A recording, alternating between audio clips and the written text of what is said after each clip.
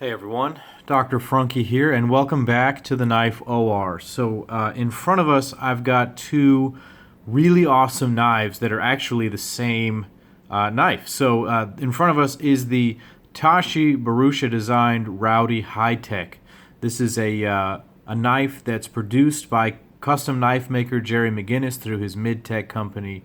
And they're really awesome. And I've gotten to handle this silver one now for a few weeks. This came from my friend Walt C94 on Instagram. Really, really nice guy. Very generous of him to send me that. Now, I already disassembled this knife, recentered it, kind of lubed it up, got it going nicely. It came to me with some minor issues, and I'm going to demonstrate that here on this knife. Now, having seen this on two knives now, I wonder if this is an issue for everyone who's ever owned this knife. You'll notice the centering here on this knife. This just came to me via a good friend of mine on Instagram, T-Pain. Thank you so much for sending this along. I now have two examples of this knife, and so I was able to sort of get some new information. Both of these knives kind of suffered from this same problem, and so I think that it's an important video to put up. If you have one of these knives, you're probably going to need to disassemble it. Because it's going to need some tweaking and some maintenance. Now, you can get it to be perfection, but it will take some work. And so I'm going to go ahead and take down this knife. I've already done that to this one, and show you guys what's going on in here, show you how to take care of it, because you're probably going to need to. So it's a fairly simple construction here. It's actually extremely simple. There's the pocket clip, which I'm going to leave alone today. I don't see any reason to take that off. There are two screws on the front scale that go all the way through to the rear scale. And then there is one pivot screw right there. So let's go ahead and start working on that right now. What you're going to need is two T8 Torx drivers. So I have this Weha set here. This is my little exchangeable one. This is the independent drivers that I have. So you'll need two of them, mostly for the pivot. I have not actually taken this knife apart yet, so we're going to go on a journey here and see how it goes. I'm going to go ahead and start and see how hard it is to take out these body screws. Not hard at all. Now, they are pretty long, and I think they're a type of lag screw. So let's go ahead and pull this out totally, see what we're working with. That's just a long screw. Okay. This bottom one's coming out nicely too. I'm not sure if he has disassembled this knife as of yet. Now, an important thing, this is not the screw that you need to work on. It's never on the front side. It's on the rear. This is the screw that you want to try to work loose. Now, it looks like this one may come apart without the second driver, and yes, I believe I'm going to be able to hold the pivot still enough to fully disassemble that. So that's really nice. Let's see if I can get that out of there. Something important to do is always try to push the pivot across. Alright, good. We're disassembled. There we go. Alright. So that was quick. On the inside, we see a very simple construction. G10 backspacer. We've got some ball bearings. We got a pivot. And we got a little gunk that's built up over time. So I'm going to go ahead and clean this off. I'll be back in a minute with a cleaned knife, and we'll go ahead and put it back together. And we're back. So we've cleaned off the knife here. I got some of that old crud off of there, washed everything and dried it off really well. So we're going to go ahead and put this knife back together. You need your T8 bit again and the lube of your choice. Now we're going to start out with the presentation scale. The pivot goes through that first. This is going to allow you to sort of construct this thing on your workbench. So you're going to throw your screws in to the presentation side. And then you're going to try to flip it over without losing any screws and set it down on your bench. There you go. Put your backspacer on. Got your pins localized there. You're going to take your washer. I'm going to use your lube of choice here. I use nano oil. There's somebody who always says that this is snake oil, but whatever.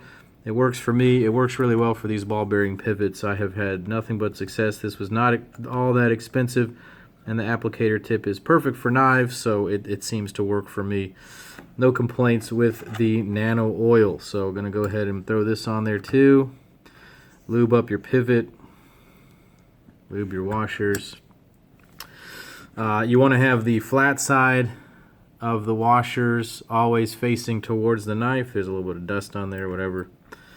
Okay, that's going on there. We've got our stop pin here. I'm going to localize that. That fits right in that little peg right there. And then we are going to bring this all together. So we're going to bring in our lock side. Find all of our localizing points, and we're going to drop the pivot screw in and loosely put it together so that we don't lose all that work that we just did. Loosely screwed into place so that it holds the knife together sort of in one large piece. You're going to flip this back over now. You're going to make sure that everything is sitting flush, the back spacer and everything. You're going to start screwing. You'll feel this grip into the other side of the frame, which it is. Don't tighten it down all the way. Tighten it down just some of the way until you have a grip going. You want to just loosen this kind of sequentially. When you're reassembling the knife, you want to disengage the lock bar, and you're going to start putting the pivot screw back together. There we go. Just screwing that is bringing the pivot down and into the knife. Give it some tightness there, not a whole lot, just some.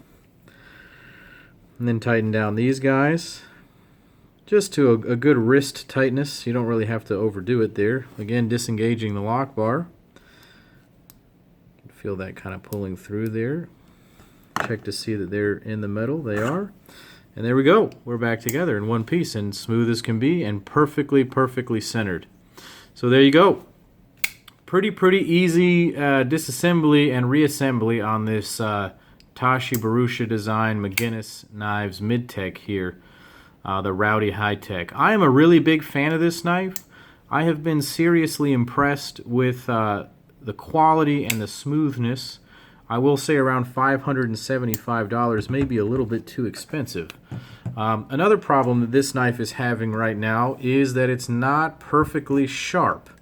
I'm going to see if I can move some of this stuff out of the way, bring in a close-up of the edge here, and see if you can see there are a couple of little chips in the edge. This came from a user, and so he's given me clearance and go ahead to give it a little sharpening job. So I thought I would do that for you guys here on camera. Now, some of you have asked me how I like to sharpen my knives, and it's relatively simple. It is going to be the Spyderco Sharpmaker. This is a great design, and I'll show you how I use it here. So, as per the instructions, you're going to start with the hardened edge here on the brownstones. We're going to go ahead and do a comparison here. Why don't I pull out a piece of paper and show you what the edge is actually like here. It cuts okay, but there are some minor little chips in the edge, and you can feel them grabbing as I'm cutting through that. And so I'm going to try to take those out. So you're going to go 1, 2, 3.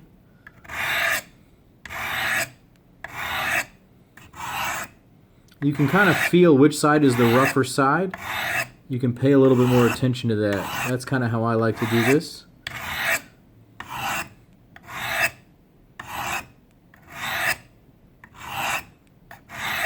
Good. That should be fine on that. I'm not doing a total reprofiling here, but this will give you a new and very functional edge. So then you switch over to the, I'm going to wipe down the edge there with my cloth. Switch over to the flat part of the blade. Do a few strokes on there. Again, you can kind of feel which side, this is the side that needs more attention. You can feel which side needs more attention on this sharpener. I'm going to have a bunch of people say, oh, you're doing it wrong, you're doing it wrong. I don't think I'm doing it wrong because I get good results with this. I do need to flip this around this way so I can hold it better. So here we go. Haven't ever done this on camera before, so still figuring that out. Alright, going to give this a few passes on here. Again, I can feel that this is the edge that needs more attention. I can feel it coming out though, and with each pass this is getting smoother and smoother and smoother. So that's pretty good. Wasn't in need of a huge amount of effort. And again, this comes in CPM 154. I've found that this steel is really nice to sharpen.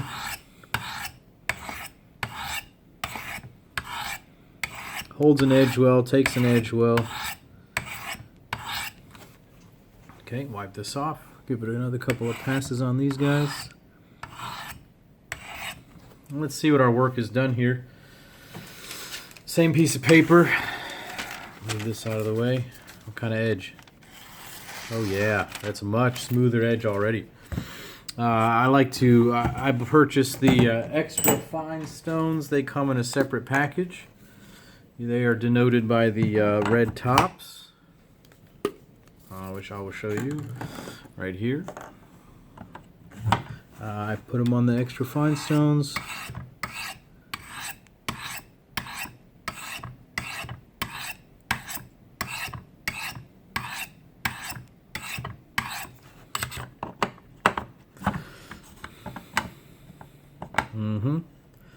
Pretty intuitive system here. I enjoy it a whole lot. It has worked really well for all of my knives, whether I have a super steel or not.